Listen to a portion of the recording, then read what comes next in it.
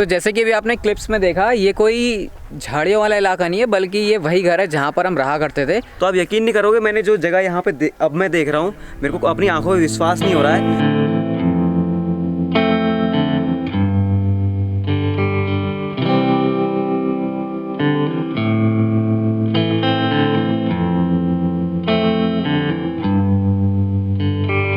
तो शुरुआत हो चुकी है गाइस एक और नए दिन की। और अगर आपने पिछला वाला व्लॉग देखा होगा तो वहाँ पर मैंने आपको बताया था कि कैसे हमने अल्मोड़ा आने का प्लान किया था। उसके बाद हमने होटल में तो हम लोग नहीं रुके, क्योंकि उसके बाद हमारे दिमाग में प्लान आया कि चलो चाची का जो घर है वो भी अल्मोड़ा में ही है, तो वहीं पर जो हम स्टे करते हैं, तो वहाँ पर हमने आज के लिए स्टे किया हुआ है।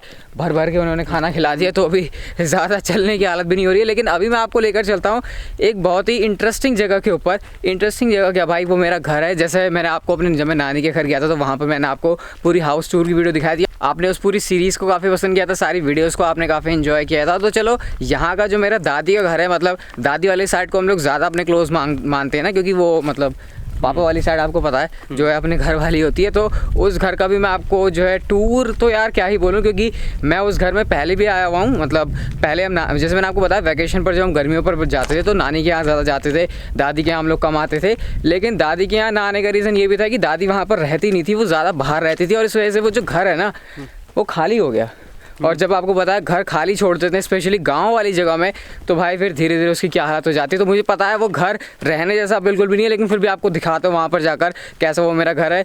और देख के बुरा तो लगेगा यार, लेकिन फिर भी बहुत टाइम के बाद आए तो सोचा वहाँ पर भी आपको लेकर चलते हैं, और हम खुद भी वहाँ पर जाते हैं।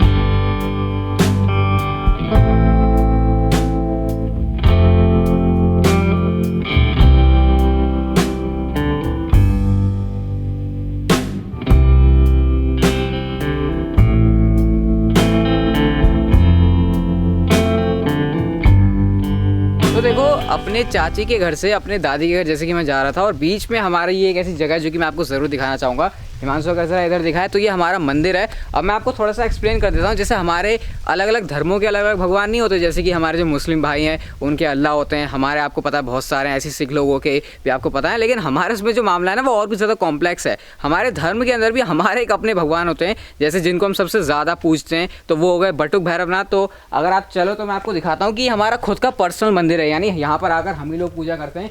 और इसका स्ट्रक्चर भी काफ़ी अच्छा है। मैं वैसे यहाँ पर बहुत टाइम के बाद आ रहा हूँ, लेकिन ये चीज़ थोड़ी जो है अपने दिल के क्लोज है, इसलिए मैंने आपको दिखा दी।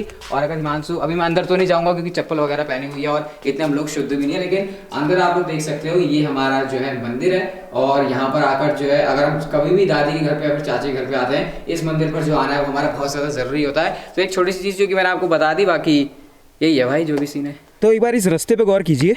वैसे हमने आपको अपनी नानी वाली ट्रिप में दिखाई दिया था इस टाइप के यहाँ पहाड़ में रास्ते होते हैं, लेकिन ये देखिए आप यहाँ पे भी देख सकते हैं।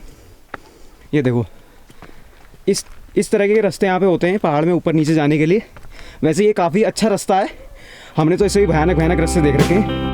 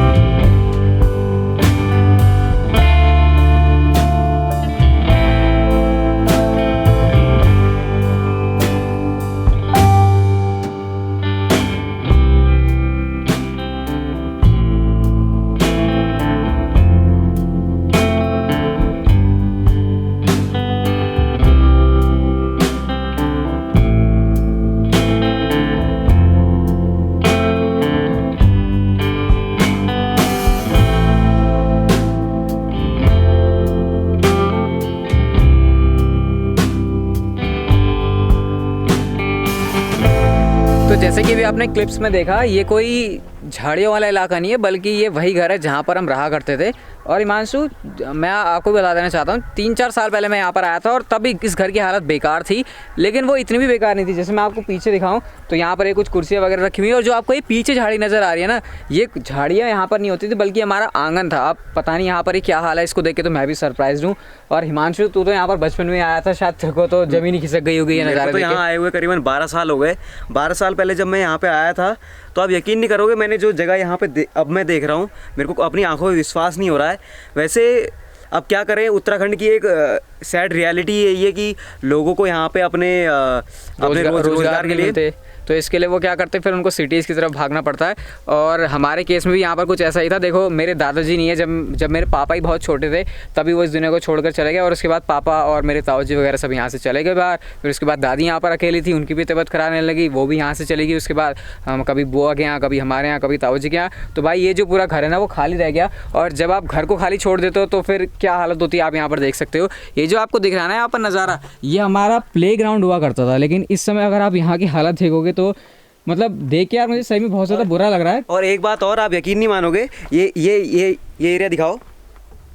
इस एरिया पे एक बहुत ही बड़ा अमरूद का पेड़ होता था, और उस पेड़ में करीबन एक सीज़न में 2 कट्टा अमरूद होते थे, और उसमें से एक बार तो हम 1 कट्टा अमरूद तो अपने वहाँ पे ले गए थे जो हमारा घर है। और अभी हमको एक बात ये भी पता चली है कि यहाँ पर कोई रहता भी है, मतलब हमारे ही घर में कोई रहता है ये हमको नहीं पता। अभी मैंने आपको ये रूम के अंदर की हालत दिखाई, क्योंकि यहाँ पर मुझे जो है टमाटर वगैरह दिख रहे हैं, टमाटर तो नहीं, प्याज वगैरह। ऐसा लग रहा है किसी ने अभी सब्जी वगैरह भी कुछ यहाँ पर बनाई है, तो पता नहीं क्या सीन है। अगर मुझे पता चलता तो मैं आपको बाद में बता दूंगा या फिर यहाँ पर लिख के दिखा दूंगा। लेकिन भाई यहाँ पे आके तो मेरा दिल ही टूट गया सही में, मतलब क्या ही देख लिया आज, क्या बताऊँ। अब ये भी एक रियलिटी है, तो मैंने सोचा अगर मैं आपको दिखा रहा हूँ, मतलब मैं खुद देखने जा रहा हूँ, तो आपको भी दिखा देता हूँ।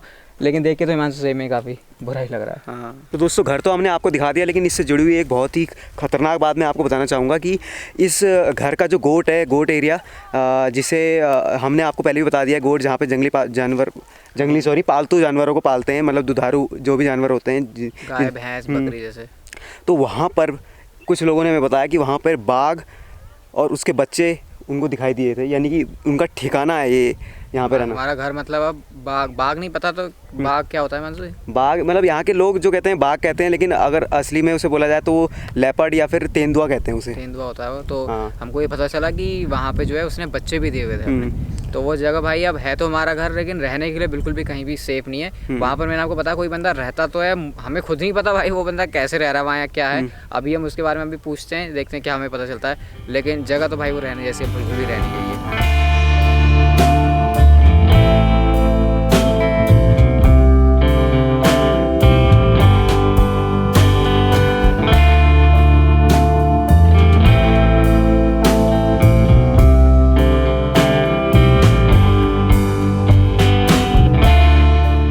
कल मैंने कुछ शूट किया नहीं, क्योंकि वहाँ से आने के बाद कुछ ऐसा दिखा नहीं आपको दिखाने के लिए, तो मैंने कहा भाई क्यों आपका टाइम वेस्ट करना है। लेकिन आज हो चुका है अगला दिन, और भाई पीछे का एक बार नज़ारा देखो आप। अब हम निकल चुके हैं अल्मोड़ा से अपने घर के लिए, और ये इस समय आगे हालत है, मतलब लिटरली आपको कुछ नज़र नहीं आ रहा हुआ यहाँ पर। और इसके पीछे का रीज़न है मेरी बोलने में भी हालत ख़राब हो रही है। एक तो यहाँ का कोहरा, और ऊपर से इतनी ज़्यादा ठंड, मतलब बर्फ़ यहाँ और भले ही नहीं पड़ी, लेकिन आप हालत देख सकते हो मतलब क्या है। और ये हेलमेट के आगे अगर मैं आपको दिखाऊं तो ये देखो किस तरीके से इतनी ज़्यादा ठंड का माहौल है कि हालत कुछ ऐसी यहाँ पर बन रही है। तो पीछे कैमरा से मैं आपको दिखा दूँ थोड़ा सा, शायद आपको और पता चलेगा। लेकिन ठंड भाई यहाँ पर बहुत ही ज़्यादा, मतलब हालत ख़राब होगी बाइक में। तो ये देखो ये बैठा है हिमांशु, और इधर से देखो आप, यहाँ पर देखो ये पहले तो इतना खतरनाक जंगल है, पीछे पहाड़ है, और कुछ इस तरीके से यहाँ पर इतनी तगड़ी तरीके से बर्फ़ पड़ी हुई है, मतलब बर्फ़ बोल रहा हूँ सॉरी, कोहरा पड़ा हुआ है। बर्फ़ से ऐसे कम नहीं है, क्योंकि जितनी ज़्यादा इसने ठंड मचा दी है, हालत भाई सच में ख़राब है। तो फाइनली गाइस सारा कुछ घूम घाम के मैं आ चुका हूँ घर। सबसे पहले मैं आपको नैनीताल ले गया, वहाँ पर मैंने आपको 3-4 उसके ब्लॉग्स बना के दिए। आई होप आपने घर बैठे जो नैनीताल के पूरे मज़े हैं वो ले लिए होंगे। उसके बाद मैंने आपको स्टूडियो के अंदर दिखाया अपनी दादी के घर का हाउस।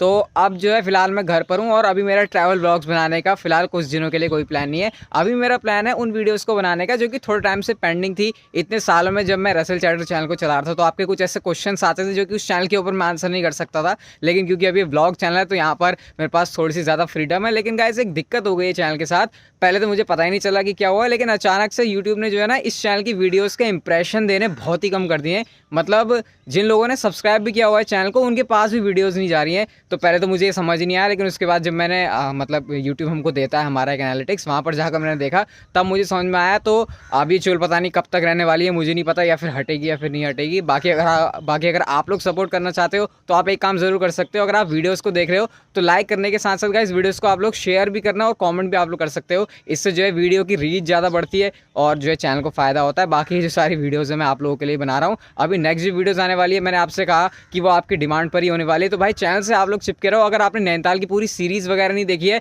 सारी वीडियो नहीं देखी है, 5 वीडियो मैंने डाली है, तो डिस्क्रिप्शन में आपको पूरी प्लेलिस्ट का लिंक मिल जाएगा, आप लोग वहाँ से जाकर उसको देख सकते हो। और फिलहाल जो इस वीडियो को यहीं तक का रखते हैं। वीडियो अगर गाइस आपको अच्छी लगी तो लाइक कर दो और कमेंट जरूर करना यार, क्योंकि आपके कमेंट पढ़ने में काफ़ी ज़्यादा मज़ा आता है। और आपसे मिलते हैं अपनी नेक्स्ट वीडियो के अंदर, और वीडियो खत्म करते हैं अपनी ट्रेडमार्क लाइन के साथ। तब तक आप जिंदगी के मजे लो, वरना पता है ना कि जिंदगी आपसे मुझे ले लेगी।